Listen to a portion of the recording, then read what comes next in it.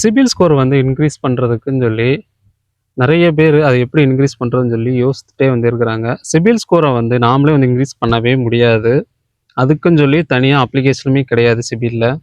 சிபில் வந்து இன்க்ரீஸ் ஆகிறது பார்த்தீங்கன்னா அது ஆட்டோமேட்டிக் தான். இதுக்குன்னு சொல்லி தனியாக ஏஜெண்டோ இதுக்குன்னு சொல்லி சிபில் இன்க்ரீஸ் பண்ணுற ஒரு டீமோ எதுவுமே வந்து கிடையவே கிடையாது. சிபில் தான் வந்து பண்ண முடியுமே தவிர எந்த ஒரு இண்டிவிஜுவல் பர்சனால எதுவும் பண்ணவே முடியாது.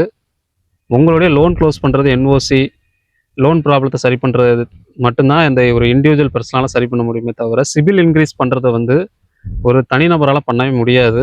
அப்படி பண்ணுறதுக்கு ஆப்ஷனுமே வந்து இல்லை.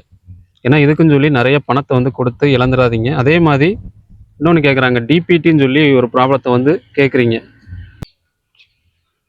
இந்த டிபிடியுமே வந்து யாராலையுமே சரி பண்ண முடியாது. அப்படியே சரி பண்ணணும்னு நினச்சிங்கன்னா எதுவும் தவறுதலாக இருந்தால் மட்டும்தான் சரி பண்ண முடியுமே தவிர மற்றபடி நீ கெட்டாத நாளுக்குள்ளான அந்த லேட் பேமெண்ட்டு அந்த இன்ட்டு மார்க் வந்து அப்படியே தான் இருக்கும். அதை வந்து நம்ம ரிமூவ் பண்ணவே முடியாது. இந்த 2 விஷயத்தையுமே பார்த்தீங்கன்னா சிபிலை பொறுத்தளவுக்கு இப்போதைக்கு அதை ரிமூவ் பண்ணவே முடியாத ஆப்ஷன் இல்லை. மேபி ஃப்யூச்சரில் கொண்டு வர்றாங்களா என்னன்னு தெரியல.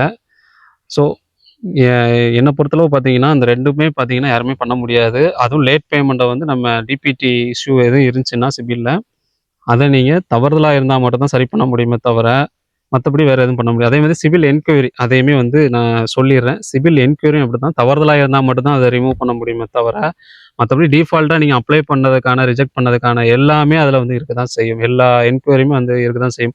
நீங்கள் லோன் அப்ளை பண்ணி ரிஜெக்ட் ஆனது எல்லாமே அதில் இருக்க தான் செய்யும். தவறுதலாக இருந்தால் மட்டும்தான் அதை வந்து நாம் ரிமூவ் பண்ண முடியும். இந்த 3 விஷயத்தையும் வந்து சிபிலை பொறுத்தளவோ பண்ணவே முடியாது.